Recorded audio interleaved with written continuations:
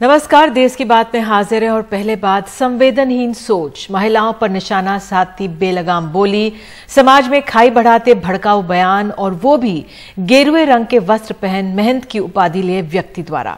नवरात्र के पावन दिनों में देवी शक्ति की उपासना की जा रही है और ऐसे में किसी पर निशाना साधते हुए उस समाज की महिलाओं को ही कैसे बेइज्जत कर सकते हैं।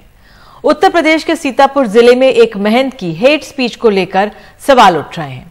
पुलिस ने इस मामले में 6 दिन बाद केस दर्ज किया है, लेकिन अब तक कोई पकड़ा नहीं गया, जबकि कथित तौर पर इस स्पीच औरतों के अपहरण और रेप तक की बातें कही गई हैं। पुलिस कह रही है कि मामले की जांच के बाद कार्रवाई होगी।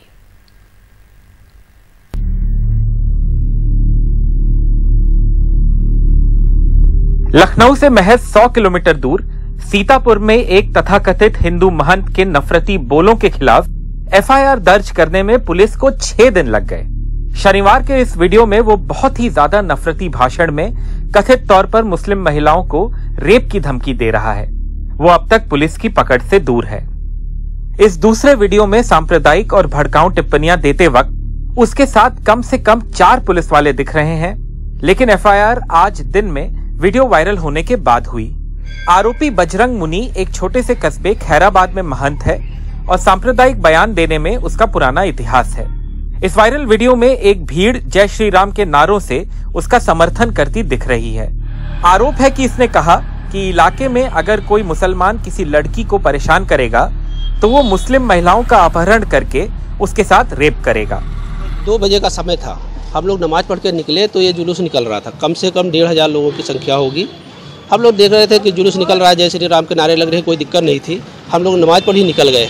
उसके बाद में जब हम चले गए हैं तो थोड़ी देर बाद जब बाबा ने स्पीच देना शुरू किया तो हम वापस आए। देखा है बाबा बहुत ही गंदी बातें इस तरह के इस्तेमाल कर रहे थे मुसलमानों के खिलाफ कि लड़कियों को उठा ले जाएंगे, उनके साथ खुलेआम रेप करेंगे। ठीक है, ये दंगा भड़काने वाली बातें कर रहे थे। पुलिस मौजूद थी, उन्होंने कोई एक्शन नहीं लिया। हालांकि मामला बढ़ने पर आरोपी महंत अब अपनी सफाई दे रहा है। एक शीशा वाली मस्जिद है, उस दिन हमारी कलश यात्रा निकल रही थी। ये लोग पत्थर लेके और डंडे लेके अपने छतों के ऊपर धीरे धीरे चढ़ रहे थे और करौली जैसी घटना के लिए जो है प्रयासरत थे। ऐसी घटना जब प्रशासन और के सजगता के कारण नहीं हो पाई तो गंदी गंदी गालियां देना चालू कर दिए। तो हम लोग यही बोले कि देखिए, आप ऐसा करेंगे तो कोई अब सहन शक्ति किसी के पास रह नहीं जाएगी। अगर आप हमारी बहू बेटियों के साथ अत्याचार करेंगे तो आपके बहू बेटियों भी सुरक्षित नहीं रह पाएंगी। दूसरी चीज, जब आप हमारी पूरी वीडियो देखेंगे तो आपकी असलियता पता चलेगी, क्योंकि ये तोड़ मरोड़ के छोटी मोटी वीडियो प्रस्तुत की जा रही है जिससे मुझे बदनाम करने के लिए या मुझे फंसाने की एक कोशिश की जा रही है। जब इसका पूरा वीडियो देखा जाए तब आपको पूरी असलियत पता चलेगी। सोशल मीडिया पर सक्रिय कई लोगों ने इस वीडियो को यूनाइटेड नेशंस मानव अधिकार संगठन और राष्ट्रीय महिला आयोग को भेजकर उनसे इस मामले में दखल की मांग की है। ये महंत कहलाते हैं और इस तरह की बात करते हैं।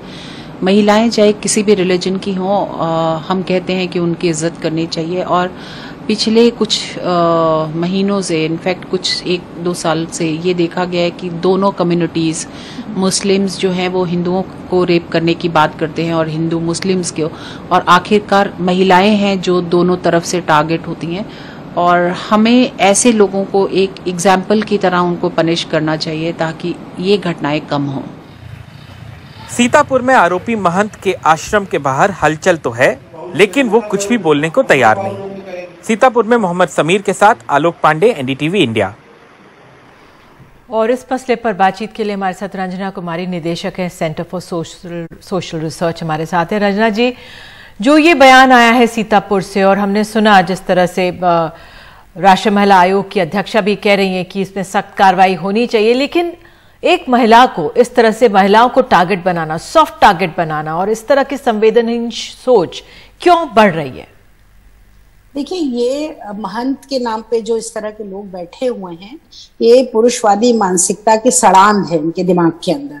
और ये सोचते हैं कि इनका जो पूरा सोच है वो महिलाओं के प्रति ही इस तरह की घटना करके समझते हैं कि कोई बहुत बड़ा, अपने आप को बहुत बड़े मर्द बन जाएंगे ये। और इनका जो समाज के अंदर ऐसे लोगों को, और मैं तो इतनी आश्चर्यचकित हूं कि पुलिस वहां बैठी थी मुझे लगता है कि देश भर की पुलिस को एक बार फिर से सेक्सुअल असॉल्ट लॉ के बारे में ट्रेनिंग दी जानी चाहिए। और मैं सभी पुलिस अधिकारियों को बोलूंगी, क्योंकि जब पुलिस वहां बैठी थी और उन्होंने ऐसा बयान दिया तो तत्काल गिरफ्तार करना चाहिए, क्योंकि इस तरह की बयानबाजी कानूनी रूप से गलत है, कानूनी रूप से ये अपराध है।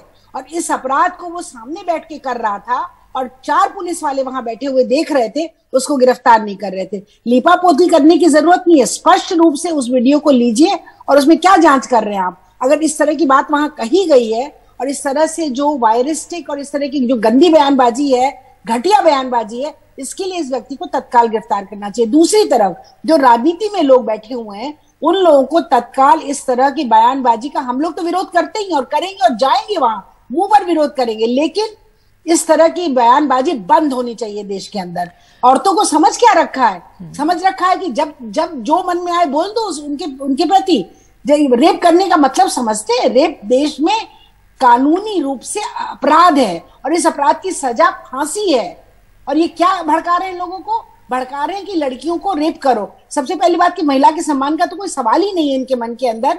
बिल्कुल, यही मैं आपसे समझना चाह रही थी कि जो महिलाओं की इज्जत, समाज, अगर आप उस किसी भी समाज के पुरुषों पर निशाना साधना चाहते हैं तो उन महिलाओं पर क्यों, उनके कंधे पर गोली रख के क्यों चला रहे। मैं आप इससे एक और चीज रंजना समझना चाह रही थी। हम इस जो बाबा है इसको निशाने पे रखेंगे, हम जो पुलिस वाले हैं उनको निशाने पे रखकर हम पूछ रहे हैं कि आप क्या कर रहे थे वर्दी में, लेकिन जो गाड़ी के इर्द गिर्द लोग मौजूद थे, हमारा समाज वहां पे जो मौजूद था, वो भी इस तरह के बयानों पर जिस तरह से नारेबाजी कर रहा था, हमारे समाज में भी एक बहुत बड़ा बदलाव क्या आ गया है। जो इस तरह के संवेदनहीन बयानों पर वो लोग भी नारेबाजी कर रहे थे। बिल्कुल निधि, आप सही कह रही हैं कि ये तो जितने वहां लड़के खड़े हैं वो तो कहीं ना कहीं इन सब तरह के अपराधों के में शामिल होते हैं। यही लोग हैं जो अपराध करते हैं और यही मठ वाले लोग हैं जो इनको भड़काते हैं अपराध करने के लिए, या इनके मन में इस तरह के ख्यालात डालते हैं कि आप अपराध करिए, चाहे वो मुस्लिम महिला का हो, हिंदू महिला को टारगेट बनाइए और महिला के साथ अपराध करिए। शर्म नहीं आती है? घर के अंदर यही लोग जो वहां नारे लगा रहे थे, घर जाएंगे, माँ खाना परोसेगी, बहन उसके लिए पानी लेके आएगी, परिवार के लोग, मतलब इनको बिल्कुल इनकी आंखों के अंदर से शर्म खत्म हो गई है। जय श्री राम का मतलब क्या है? जय श्री राम का मतलब यह है कि आप औरतों को रेप की बात कर लीजिए जय श्री राम के आड़ में। इसका क्या मतलब है? मतलब यही कि जितने पॉलिटिकल लोग इस तरह के हैं, जो लोग इस तरह की मानसिकता को रोकने की कोशिश नहीं कर रहे हैं, वही जिम्मेदार है रेप कल्चर बनाने के। देश के अंदर ये लोग रेप कल्चर बनाते हैं। बिल्कुल, आखिरी सवाल ये रंजना जी कि इस मामले पर राष्ट्रीय महिला आयोग की अध्यक्षा कह रही है कि तुरंत गिरफ्तारी होनी चाहिए। सोशल मीडिया में मामला उछला है तो एफआईआर दर्ज हो गई है।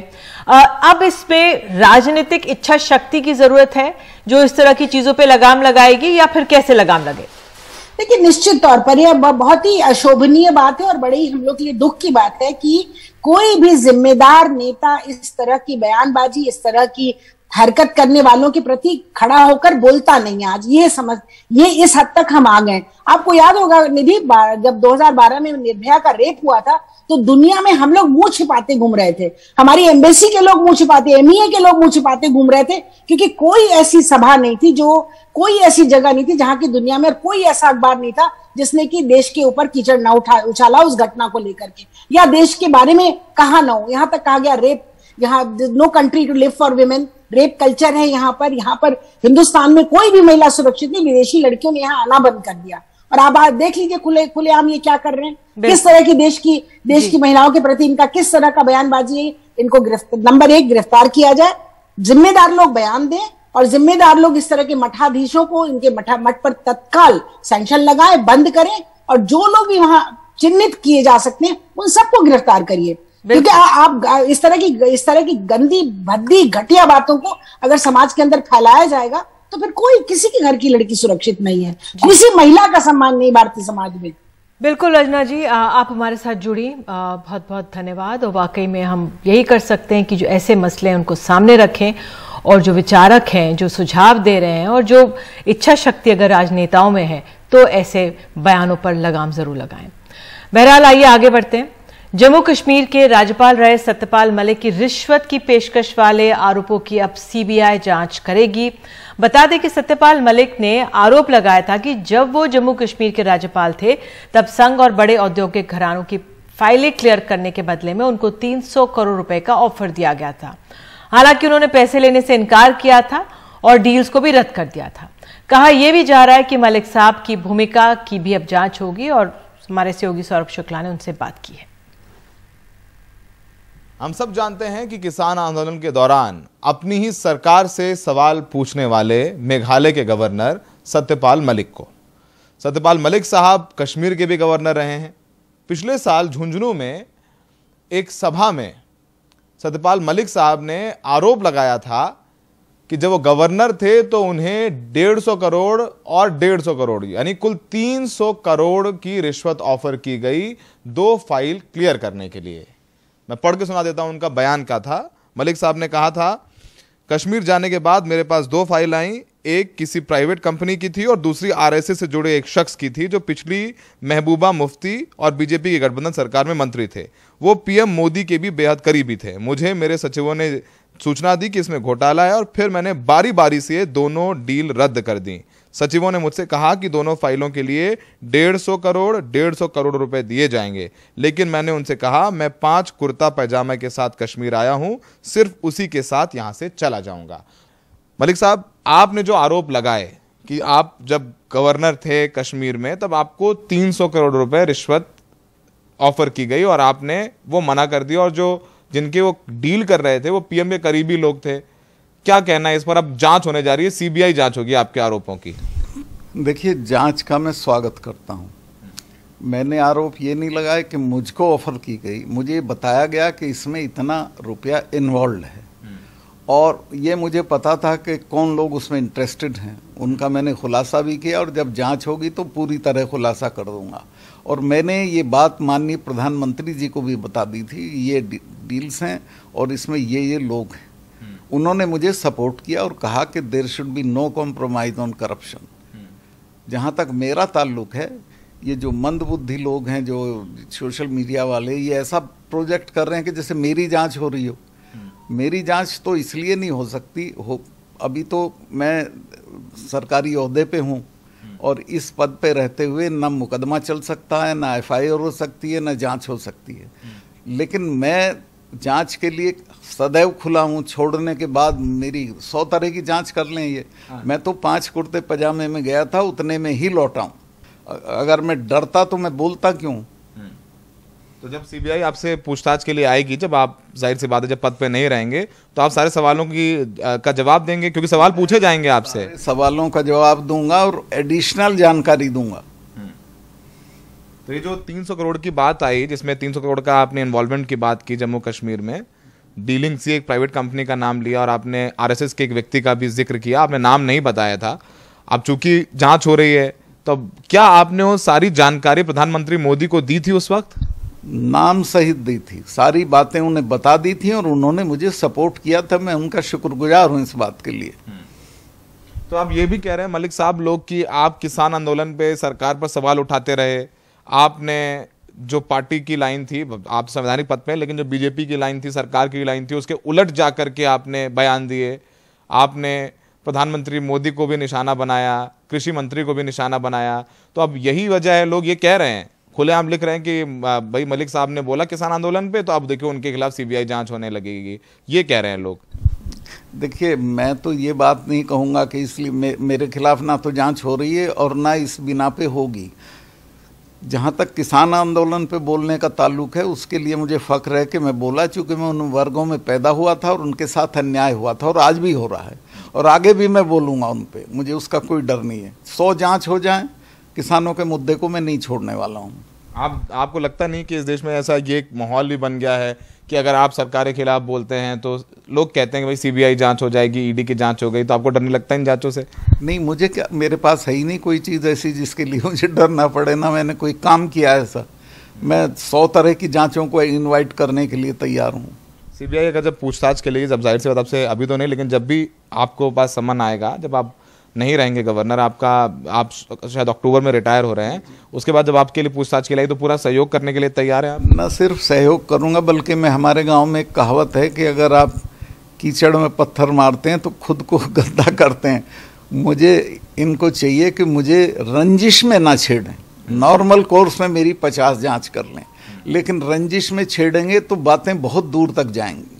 अभी और भी बहुत सारे राज हैं मलिक साहब जो आपने अपने सीने में दबा रखे हैं। आप थोड़ा एक शगुफा छोड़ देते हैं और फिर हम लोग जो है स्पेकुलेट करते रहते हैं कि और भी राज हैं जो दबा के रखे हैं, और भी बहुत सारे नाम हैं दबा के रखे हैं। आप क्या कहना चाहते हैं? डील्स के बाहर भी बहुत कुछ है जिसको मैं बताऊंगा तो उसमें कठिनाई होगी लोगों को।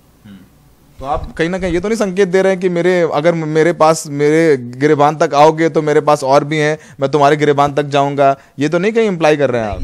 ये मैं इम्प्लाई नहीं कर रहा, लेकिन मैं ऐसा सिटिंग डक भी नहीं हूँ कि आप मेरे पे हमला कर रहे हो, मुझे मार लें या मुझे डरा दें। मैं बिल्कुल नहीं डरूंगा और डट के लड़ूंगा। और देश की बात में अब खबर है बलिया से। पहले एक आपको बता दें कि किस तरह से बलिया में जिस तरह से पत्रकारों को हिरासत में लिया गया है, तो तमाम पत्रकारों ने मिलकर वहां पर गिरफ्तार पत्रकारों के समर्थन में जिले के पत्रकारों ने लगातार 5वें दिन प्रदर्शन किया है। ये पेपर लीक वाला मामला था, कुछ पत्रकारों ने उजागर किया था और उनको हिरासत में ले लिया गया था।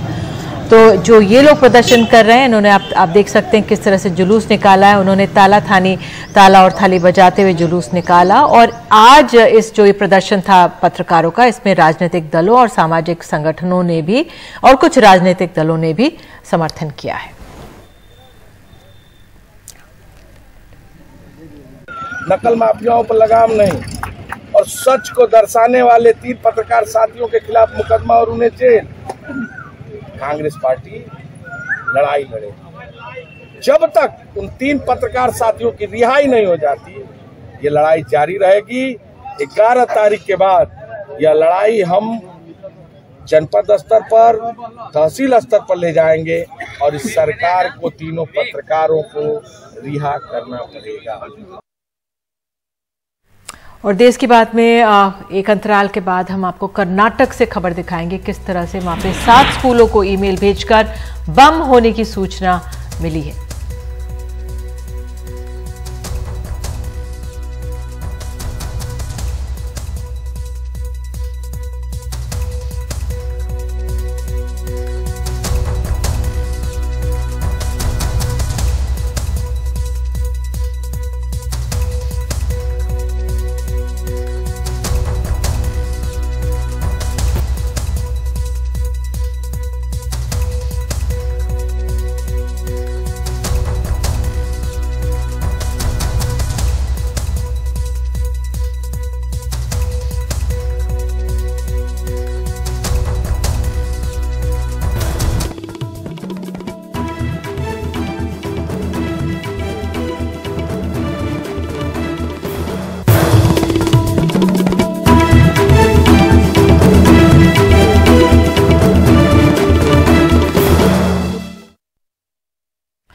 देश की बात में खबर है मध्य प्रदेश से। पहले एक रंगकर्मी की गिरफ्तारी हुई। कहा गया कि फर्जी आईडी से स्थानीय बीजेपी विधायकों के खिलाफ आपत्तिजनक पोस्ट लिखते हैं।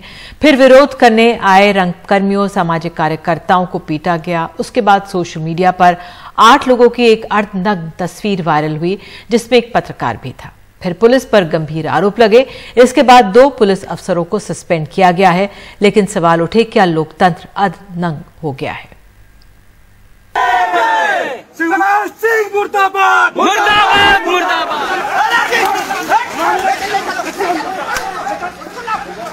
जो सिटी कोतवाली थाने की पुलिस थी, उसके द्वारा जबरन जो है मुझे धक्का देकर कोतवाली के अंदर ले जाया गया। मुझे मारा गया, पीटा गया, निर्वस्त्र किया गया, कपड़े उतरवाए गए, थाने में जुलूस निकलवाया गया और ये कहा गया कि विधायक और पुलिस के खिलाफ खबर चलाओगे तो तुम्हारा पूरे शहर में चड्डी पहनाकर जुलूस निकालूंगा।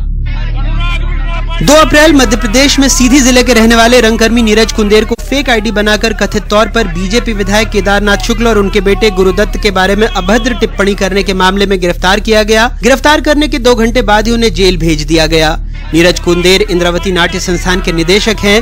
भले ही अनुराग मिश्रा के नाम से जिस आईडी के लिए नीरज को गिरफ्तार किया गया, लेकिन उनका फोन पुलिस के पास होने के बावजूद उस आईडी से पोस्ट किए गए। 2 तारीख को मुझे मेरे घर से पुलिस वालों ने कहा कि टीआई साहब ने बुलाया है थाने जाने के लिए। मैं यहाँ से निकला, मैं जैसे ही पहुँचता हूँ थाने में तो मेरा मोबाइल जब्त कर लिया जाता है और मुझे बोला जाता है कि अनुराग मिश्रा नाम की एक फर्जी आईडी है जो मैं चलाता हूँ, उसी आरोप में मुझे गिरफ्तार किया गया है और मुझे जेल भेजा जाएगा। और मैंने कहा कि मेरे वकील आ जाए तब तक मैं समझूं क्या है मामला। मैं कुछ समझ नहीं पाया, बहुत सारे लोग आ गए, मैं बहुत डरा हुआ था वहां पर और मुझे मारने की सभी लोग धमकी दे रहे थे। पुलिस वालों ने आनंद फानंद में सारा फॉर्म वगैरह जो भी भरा और फिर तहसीलदार साहब के सामने पेश कर दिया मुझे और मुझे जेल भेज दिया। 4 दिन तक मैं जेल में रहा। वहां पर पता चला कि मेरे ऊपर 151 की जो धारा है शांति फैलाने की वो लगाई गई है। 4 दिन बाद जब मैं निकला तो मुझे लगा कि ठीक है, मैं 4 दिन तक था लेकिन बाहर सब ठीक होगा, लेकिन जो बाहर घटना घटी सबसे ज्यादा निंदनीय थी। 2 अप्रैल की ही शाम सीधी के रंगकर्मियों और सामाजिक कार्यकर्ताओं ने जब जिला कोतवाली के सामने प्रदर्शन कर सरकार के खिलाफ नारे लगाए तो पुलिसकर्मी उन्हें पीटने लगे, जिसमें कई प्रदर्शनकारियों को चोट भी आई। वरिष्ठ रंगकर्मी नरेंद्र बहादुर किडनी के मरीज हैं, जीवन रक्षक दवाओं पर आश्रित हैं। परिजनों का आरोप है कि उन्हें दवाएं और खाना भी नहीं दिया गया। नारे लगाते ही पुलिस मारने लगी, लेकिन जिले के कप्तान कहते हैं पुलिस ने उन्हें पहले समझाने की कोशिश की थी। वो प्रकरण चूंकि 419, 420 और 66C, 66D IT एक्ट का था, उसके अंतर्गत उसमें उसकी गिरफ्तारी भी की, तत्काल छोड़ा भी गया। बाद में फिर वो वहाँ पे हंगामा करने लगा तो उसे 151 में अरेस्ट करके तहसीलदार के समक्ष पेश किया गया, जिस पर तहसीलदार साहब ने उसे जेल भेज दिया। बाद में कुछ दिनों बाद उसकी जमानत भी हो गई। उसी दिन उसके कुछ समर्थक थे जिसमें श्री कनिष्क तिवारी और भी बहुत सारे लोग आए और थाने के बाहर खड़े होकर नारेबाजी करने लगे, जिससे इस पर हमारे टीआई ने उनको समझाने की कोशिश की, नहीं माने तो उनको बलपूर्वक वहाँ से हटाया और प्रिवेंटिव अरेस्ट किया है। इसके बाद उनके खिलाफ एक प्रकरण भी कायम हुआ है 10 लोग, इसमें 30-40 लोगों के खिलाफ, जिसमें से 10 लोगों के तत्काल गिरफ्तारी भी हुई है, पर इनको प्रिवेंटिव अरेस्ट करके सुबह मॉर्निंग में पेश किया गया है। वैसे हमें तो नहीं दिखा कि मारने के दौरान समझाने की कोशिश कब की गई, लेकिन जो लोग पिटे, जिनके कपड़े उतारे गए, सुनिए उनका क्या कहना है। सीसीटीवी कैमरे में कैद सुनील भुरतिया नीरज के दोस्त हैं, धरने पर बैठे थे। पुलिस ने मारा तो भागने लगे, लेकिन आरोप है कि दुकान पर विधायक के समर्थकों ने पकड़ा, मारा और कई घंटों तक शहर में घुमाते रहे। उन्होंने मुझे घसीट के मारा और मुझे गाड़ी में बिठाने लगे। करीब उस 20 से 25 की संख्या में वो लोग थे। उन्होंने मेरे साथ तकरीबन 5 से 7 मिनट तक मारपीट की। उसके बाद मुझे डंडे और बंदूक की दम पे गाड़ी में बिठाया एवं पूरे शहर में मारते हुए घुमाते रहे। के बाद जब मैं अधमरा सा हो गया तो मुझे कोतवाली के सामने फेंक के चले गए और जब मैं थोड़ा सा होश में आया तो मैंने जो है तो टीआई साहब को आप बीती सुनाई और जब आप बीती सुनाई तो उन्होंने ना तो मेरे FIR लिखी और ना ही मेरा मेडिकल कराया। उसी शाम कई प्रदर्शनकारियों को गिरफ्तार किया गया था। 5 दिन बाद एक तस्वीर वायरल हुई जिसमें थाने के अंदर कुछ लोगों को कपड़े उतारकर खड़ा किया गया है, जिसमें पत्रकार कनिष्क तिवारी भी थे। 18 घंटे उन्हें हवालात में रहना पड़ा। थानेदार तो थानेदार, अतिरिक्त पुलिस महानिदेशक भी कहने लगे कि कपड़े सुरक्षा की दृष्टि से उतारे गए हैं। जो बात आ रही न्यूड वाली बात आई, ऐसा न्यूड नहीं है, सभी लोग अंडरवियर पहने हुए हैं। हम लोग सुरक्षा की दृष्टि से उनको अंडरवियर हवालात में इसलिए रखते हैं ताकि कोई व्यक्ति ऐसी फांसी न लगाए, क्योंकि कई घटनाएं घट जाती हैं कपड़े पहन के लोग फांसी लगा लेते हैं, तो हम सुरक्षा की दृष्टि से उनको रखते हैं, बाकी ऐसा कुछ नहीं है। प्रिवेंटिव अरेस्ट करके हम उसको रात में एज पर प्रोसीजर लॉकअप में डाल दिए। इसका प्रोसीजर ये है कि लॉकअप में भेजने से पहले हम उसमें पहले से है कि इसमें हम लोग पैंट शर्ट निकाल के हम बेचते हैं पूरी शर्ट। ये हमारा प्रोसीजर है ताकि कोई सुसाइड कमिट ना करे, कोई ऐसे की हरकत ना करे। हमें नहीं पता कि सुरक्षा की कौन सी दृष्टि से कपड़े उतारकर उसकी तस्वीर को वायरल किया जाता है। बहरहाल पत्रकार कनिष्क तिवारी ने सोशल मीडिया पर अपनी 10 साल की बिटिया की तस्वीर साझा की है। लिखा है, जब अखबार घर आया तो मेरी 10 साल की बेटी ने उस अखबार को खोलते हुए मेरी अर्धनग्न तस्वीर देखी और पूछा, पापा ये क्या है? तो मेरे आंखों से आंसू छलक आए और मैंने सिर्फ यही कहा कि बेटा, यह आपके पापा के द्वारा पत्रकारिता के रूप में किए गए काम का इनाम है। वाकई नए निजाम में सत्ता के खिलाफ उठने, बोलने, लिखने का शायद यही इनाम है। कुल मिलाकर पुलिस वालों पर कार्रवाई एक तस्वीर के वायरल होने के बाद हुई है। ऐसा पुलिस वालों की निलंबन की चिट्ठी में भी लिखा है कि तस्वीर वायरल कैसे हो गई, यानी पुलिस लॉकअप के अंदर किसी को मारे, पीटे, गालियां दे, कपड़े उतार ले तो ये उतना गंभीर नहीं है जितना कि ऐसा करते हुए पुलिस की तस्वीर का वायरल होना। वाकई एमपी अजब है। सीधी से हरी और भोपाल से कैमरा पर्सन रिजवान खान के साथ अनुराग वारी, एनडीटीवी इंडिया।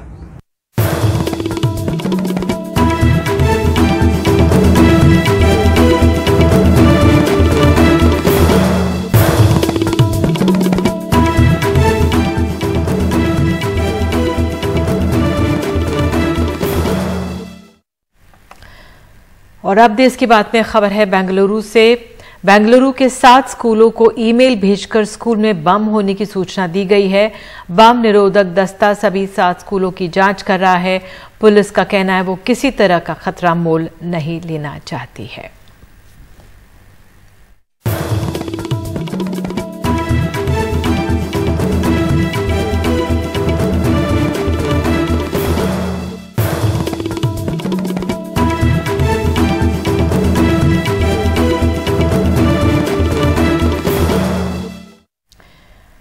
और आपको बता दें अब 18 साल की उम्र से ऊपर की आबादी के लिए भी एहतियातन डोज के दरवाजे खुल गए हैं। इसकी शुरुआत 10 अप्रैल से हो जाएगी। केंद्रीय स्वास्थ्य मंत्रालय के अनुसार टीके की तीसरी यानी एहतियातन डोज की कीमत देनी होगी करीब 600 रुपये और इसकी सुविधा निजी टीका केंद्र पर होगी।